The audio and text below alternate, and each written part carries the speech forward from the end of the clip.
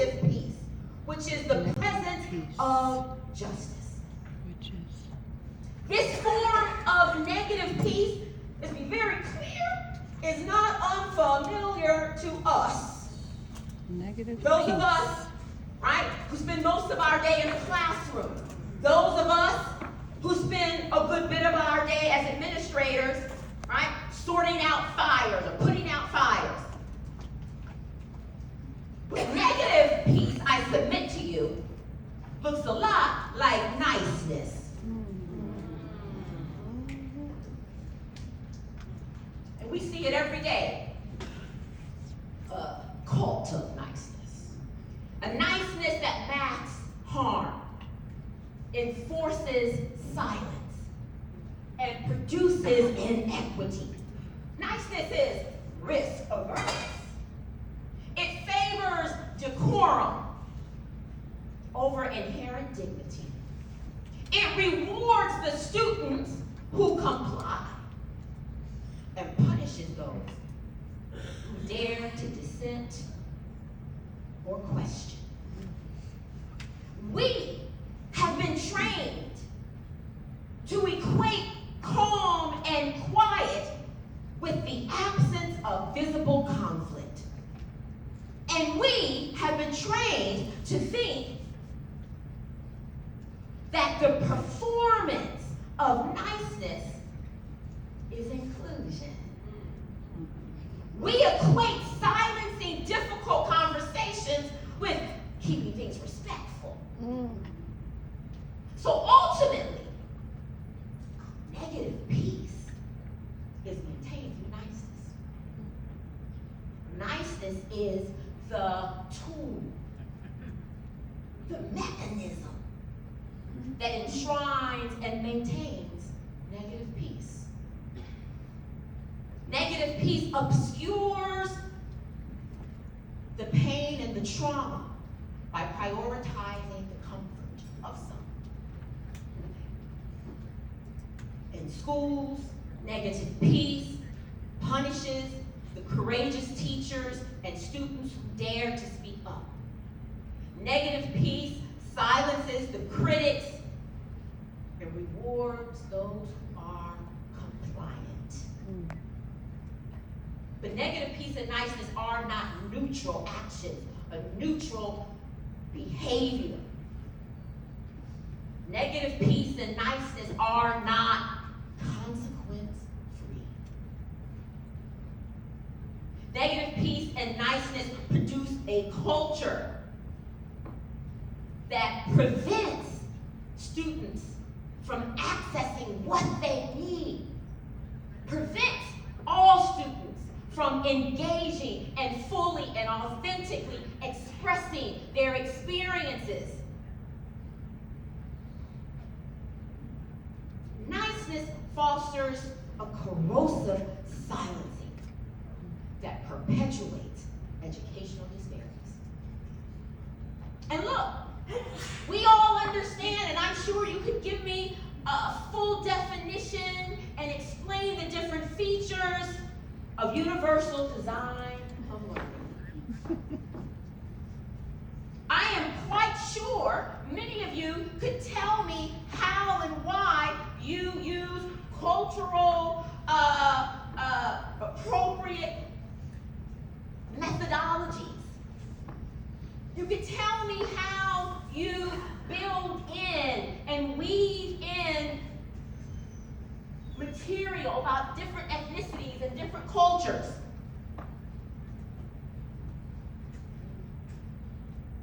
But all of our efforts are undercut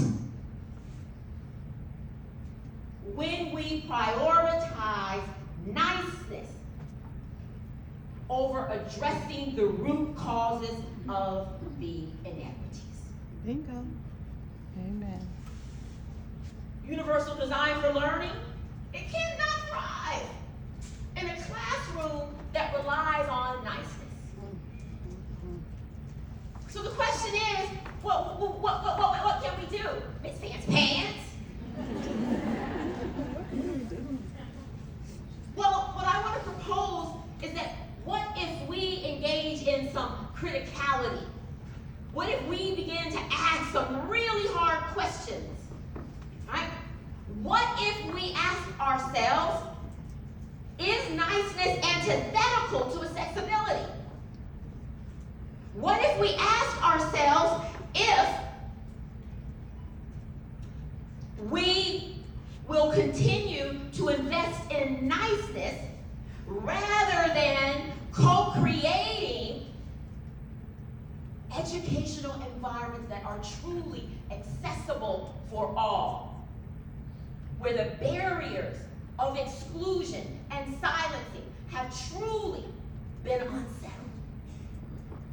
What if we recognize that niceness is jeopardizing our efforts of inclusion, of accessibility, of a barrier-free educational space?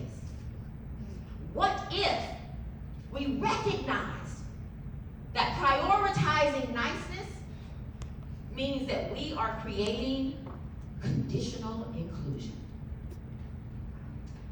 Conditional inclusion. I will let you in. I will see you. I will listen to you if you're nice.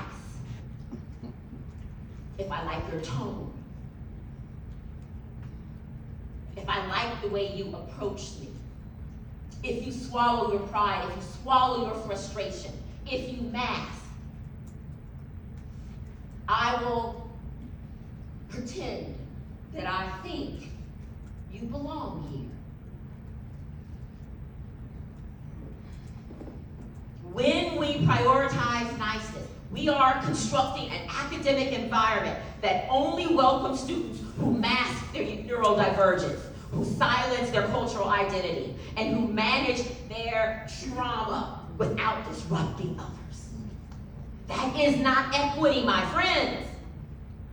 That is containment. So let me offer you, because I'm a historian, let me offer you an example of the consequences of prioritizing niceness over accessibility and over the creation of a barrier-free educational experience.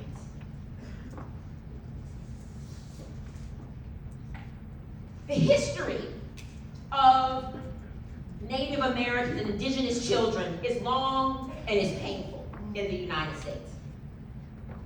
It is a history that continues to haunt us even now. The first indigenous boarding schools in the United States came of age in the late 1870s, 1880s. The very first, the Carlisle Indian Industrial School, opened its doors in 1879. And for more than 150 years, the U.S. federal government invested in these boarding schools because they believed that these boarding schools would assimilate and acculturate these indigenous children. President William McKinley referred to the schools as benevolent assimilation. Hundreds of thousands of indigenous children were taken from their families, taken from their tribes, and placed in these boarding schools. And from the moment that that child arrived at that boarding school, their assimilation and their indoctrination began. They had their hair cut off, sheared as if they were animals. They had their tribal attire removed, and they were placed in military-like uniforms. They had their tribal names erased. They were not allowed to say their tribal names, and it was replaced with English names.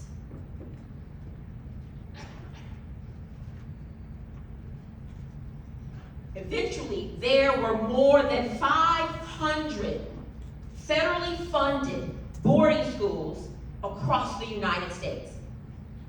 And consistently, their operating goal, their pedagogical motto, if you will, kill the Indian. Kill the Indian, save the man. Kill the Indian, save the child.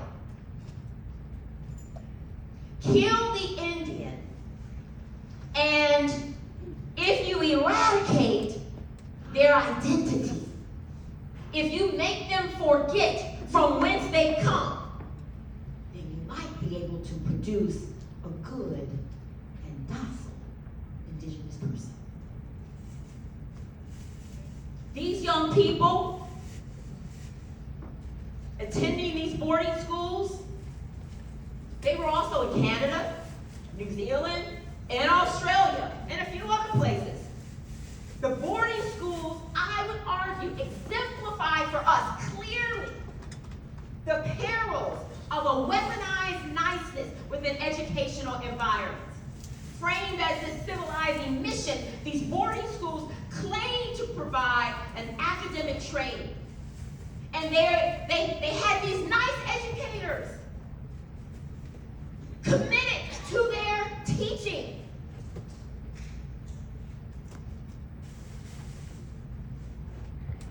But these nice educators told the indigenous children that they were backward, that their parents were inadequate caregivers, punished the children for speaking their tribal languages. And their educational curriculum was different than that of their non-indigenous peers at other institutions.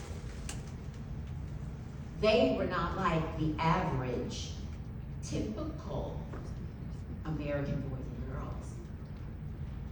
The assumption was that they could not or would not achieve very much. And so they were shuttled into domestic service training or maintenance training. They were shamed by nice teachers. Children died. Brothers and sisters died. And still, nice teachers smiled. And of course, they all had good intentions. But the truth is, niceness facilitated a cultural cleansing and annihilation of generations of indigenous children. And believe it or not, and it always awes me that it wasn't until 1996, 1997 that the last federally funded boarding schools closed in the United States. How can that be? That is a powerful lesson for us to sit in, for us to contemplate. This is not some history of a long ago. All of us were around when boarding schools were open.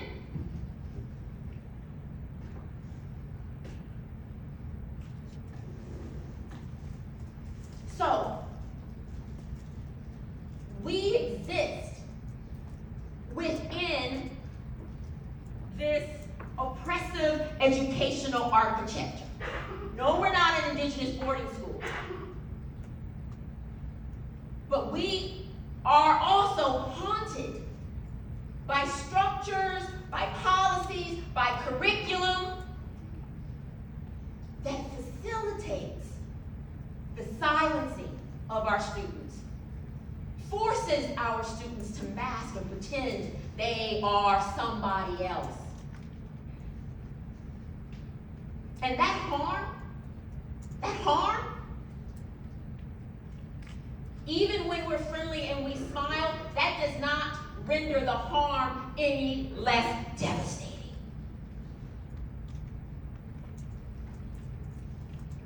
Cheerfulness and a bubbly disposition does not address the disparities in suspension rates.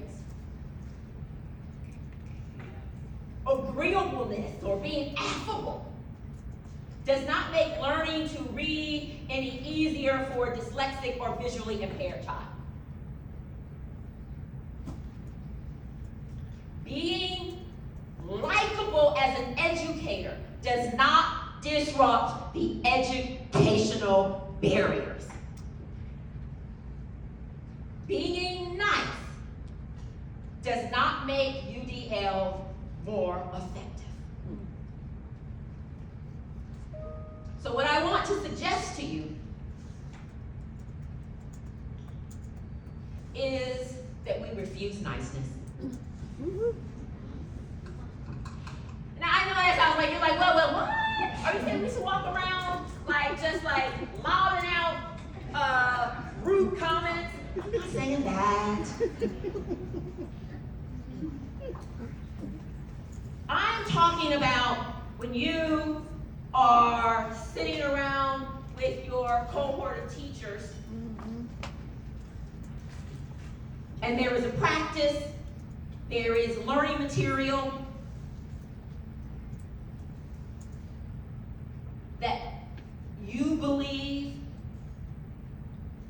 is not helpful, that it is creating harm. But you don't want to really say anything, because y'all gonna go out on Friday for drinks, and so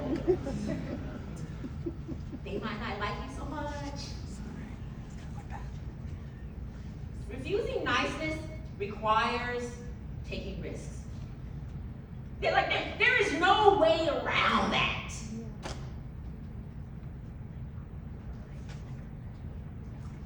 And that is not easy to do. Sometimes it's a matter of just risking other people liking you. Sometimes it's a matter of something much more consequential, like your job.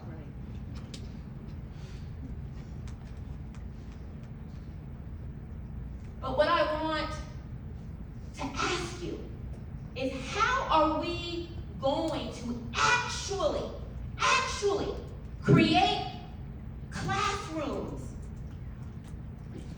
educational spaces that are truly, capaciously accessible and barrier-free to all if we refuse to take risks? How's that gonna happen? Because if there's no discomfort, then transformation is not happening. If everybody agrees that this is, I'm gonna use a word we often use in meetings, well, I try not to use it anymore. Everybody agrees, oh, that's the low-hanging fruit. Let's do that. That's niceness. Why are we going for the low-hanging fruit? What about the fruit at the top of the tree? Because, if we got to the fruit at the top of the tree, everything else would be handled.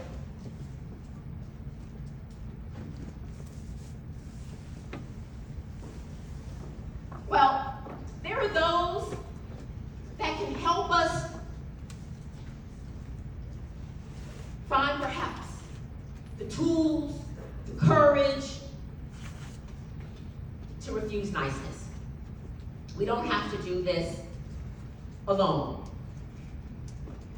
I always like to think that history provides us with a map of sorts. That history gives us wayfinders or guides. And I imagine for most of you, you were introduced to Paulo Freire and the pedagogy of the oppressed. But there are so many other educators, both inside formally of school structures and on the periphery and on the outside. And the fact that many of these pedagogues, many of these educators have not been a part of our own academic training means we think we're doing this alone, and you're not. You are not. We have wayfinders, we have guides. So, I'm going to give you a couple. And in order to do that, I'm going to take you back. We're going to hop into a little time machine, an AI-built time machine. So, intellectual. To 1964, Mississippi. All right? This is during Freedom Summer. The Student Nonviolent Coordinating Committee was organizing and facilitating Freedom Summer in Mississippi.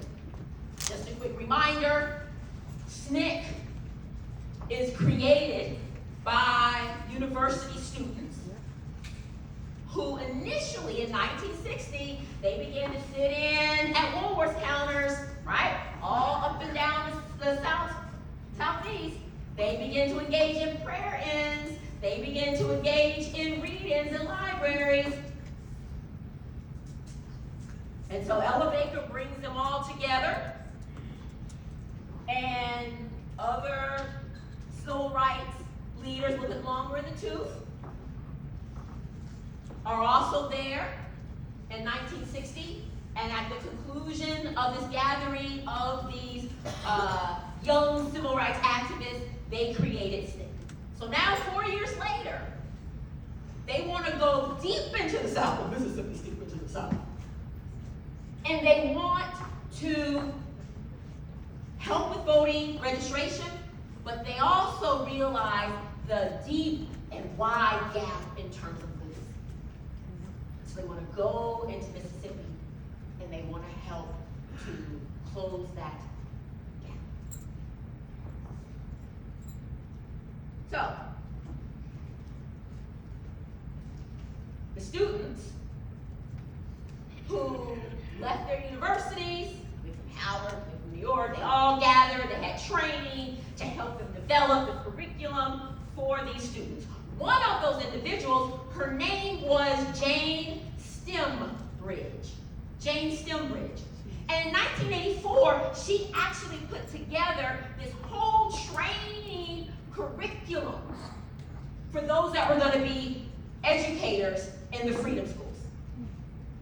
Now Jane, they say, was petite, blonde, shiny bright blue eyes, a graduate student up in New York, and she leaves all of that to go down to Mississippi and help those who wanted to be educators during the freedom school.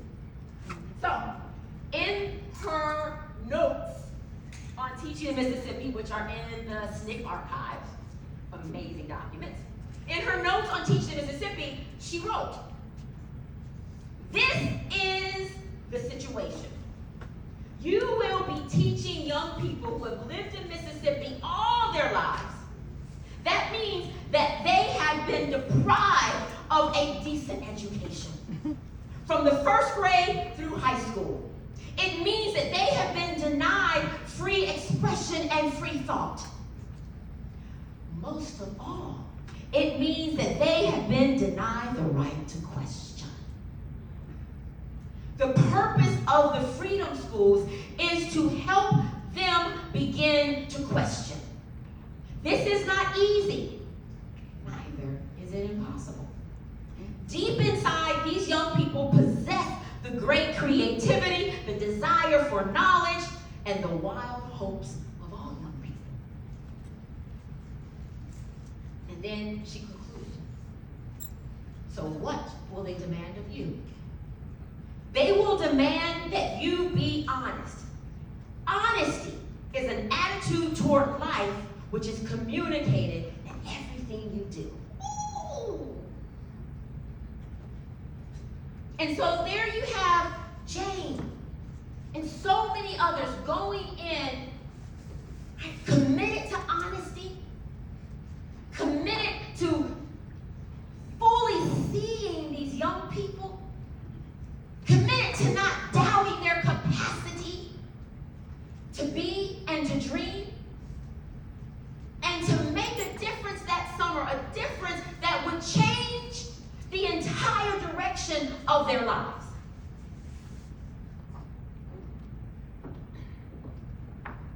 And folk didn't like that. Folk did not like that. And perhaps you've heard of James Chaney, Michael Schwerner, and Andrew Goodman. What happened to them? Anybody?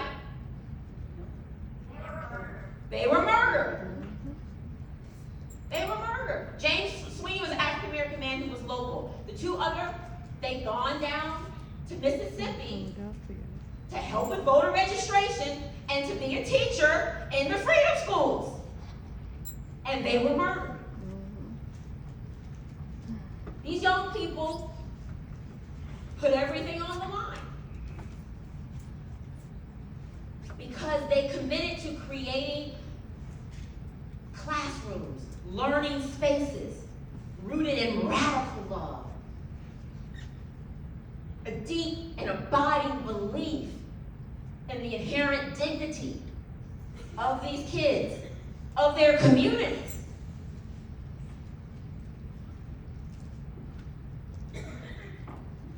So let me offer you one more example. If you are saying, okay, that's cute, that's just one example. I'll offer you just one more. Anybody ever heard of Sal Castro? Sal Castro? Sal Castro. Sal Castro was a Mexican-American man from California, lived in California, and he became a teacher in LA. One of his first teaching jobs was at Belmont High in LA, California. And he started at that school about 1963 as an instructor. Well, he was only there for about 3 months until he noticed something. Sal noticed that some students were not being treated equitably, fairly. In that school, which was 3/4 Chicano, not one Chicano student was on the student council in the school. Now, he thought, well, that's curious. So off he went to talk to the principal of the school. And he shared his observation with her. Her response to him was as follows. Mr. Castro, the Mexican kid has a charming passivity. And you tell me you want to take that away? He was shocked and absolutely rejected this problematic trope that was being articulated by the principal. And he left even more committed to supporting the Chicano students. And he was suspended. But that did not stop him. A few years later, Sal Castro finds himself teaching in East Los Angeles. And there, he found that many of those students said, we don't think we're getting a fair deal, Mr. Castro. Right? There's no appreciation for us being bilingual. There are basically no Mexican American teachers, nobody that looks like us, no one that speaks like us, no one that has a similar culture. The curriculum is not relevant to our lives. We don't exist in the curriculum. Where are we in the history books? We are not there. And the students said to Sal Castro, they track us into vocational classes. The teachers tell us we could never get into college. We don't have the intellectual capacity. And so Sal Castro encouraged his students to ask hard questions. He encouraged their criticality. He made space for difficult dialogues.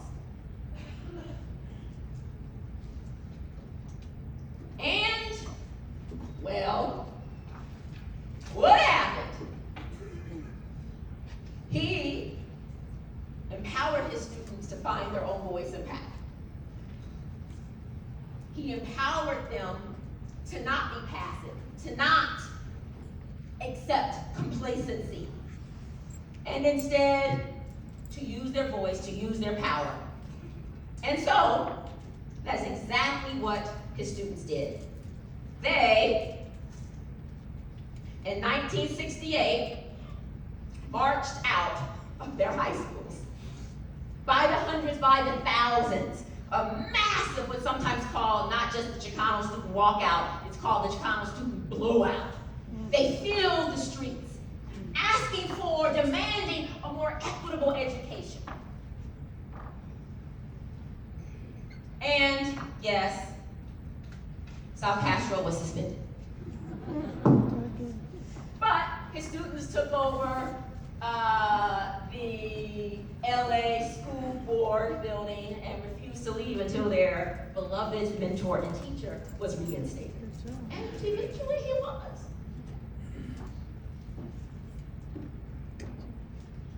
In 2010, he was interviewed. And when asked what advice he would give to contemporary educators, especially those who work with Chicano, Latino students, he stated the following. You start with the love of the kids, not the love of your subject matter.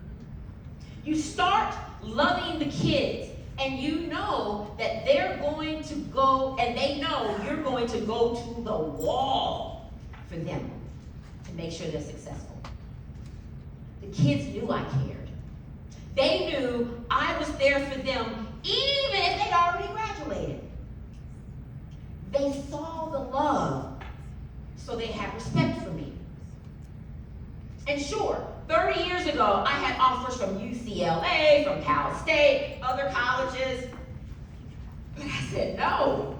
I started as a teacher.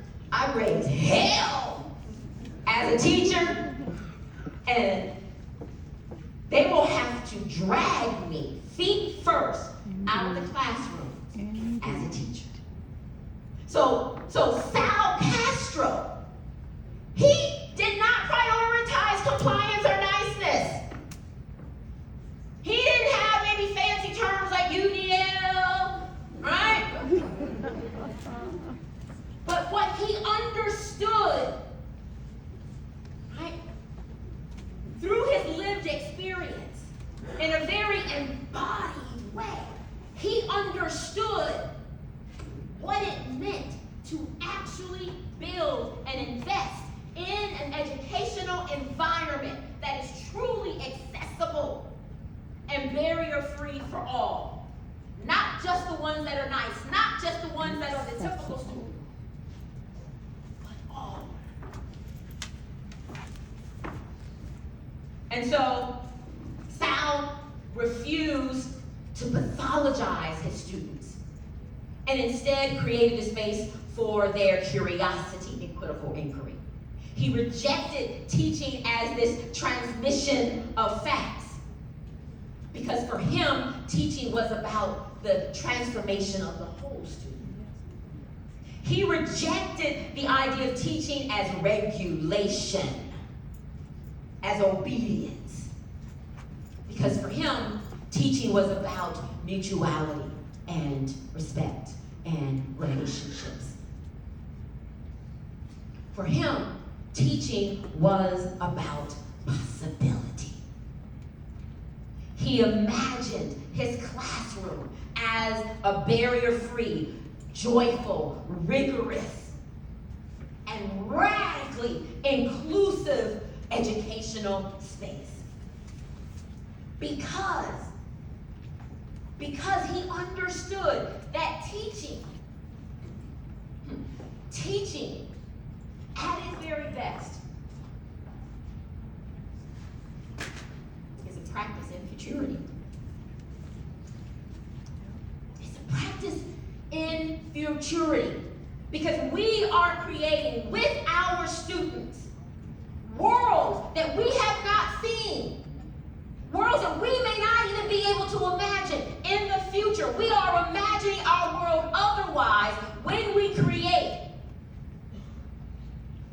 barrier-free, accessible learning spaces. And so, I want to kind of conclude in my last, it's like two minutes or so, to say that Sal Castro, the young civil rights activist leaving the North and going down South to teach folks, again, they are just two examples. We have a map, my dear friends and educators. We have a map, we have wayfinders. We can look to June Jordan and Audre Lorde, who taught up at City College in New York City. And they were there to mentor and support and to challenge their students.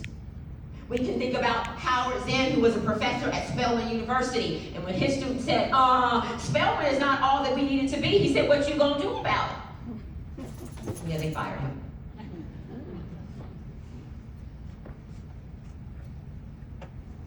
We have so many examples that when things get tough for us, or when things stay tough for us, we know we are not doing this alone. We have a map.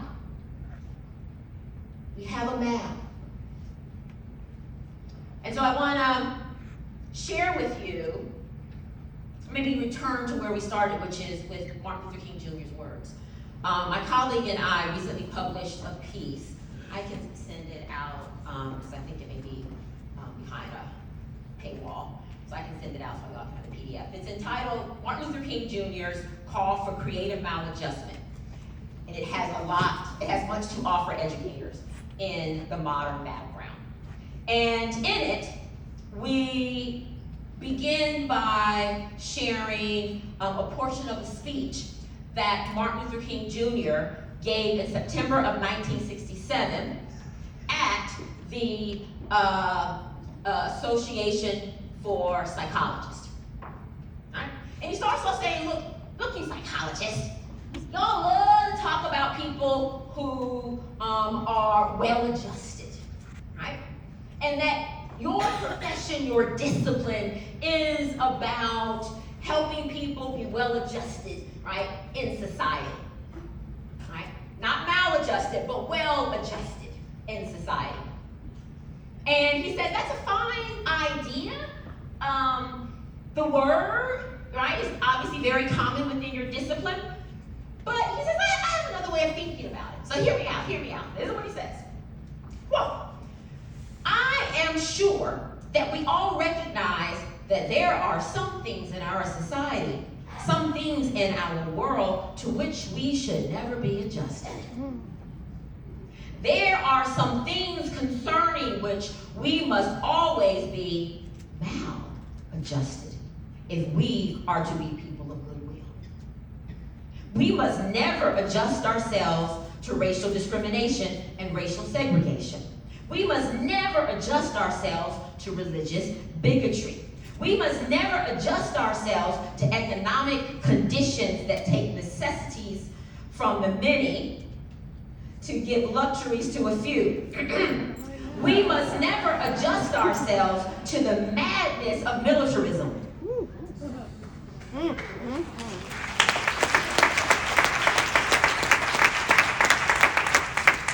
He appreciates that. And the self-defeating effects of physical violence. Thus, it may well be that our world is in dire need of a new organization, the International Association for the Advancement of Creative Maladjustment. I like to think that King's argument about the need for a positive peace, a peace that is courageous, that seeks opportunities to dissent and disrupt, is another way that he is talking about the necessity of being maladjusted. We cannot adjust ourselves to our schools, to curriculum, to lesson plans, to policies that deny the inherent dignity of our students. We cannot. We must be maladjusted. We must refuse niceness. If inclusion demands we invisibilize our students. We have to refuse. If professionalism and being liked demands our complicity, we have to refuse. Our students do not need our niceness. This world, our schools, do not need our niceness. They need our courage. Yes. They need our commitment. They don't need performativity. They need disruption. So let us commit unapologetically to refusing niceness. Let us create classrooms that center positive peace, filled with tension and truth and care and transformative education. Let us build schools where every student is seen and valued and free. Let us be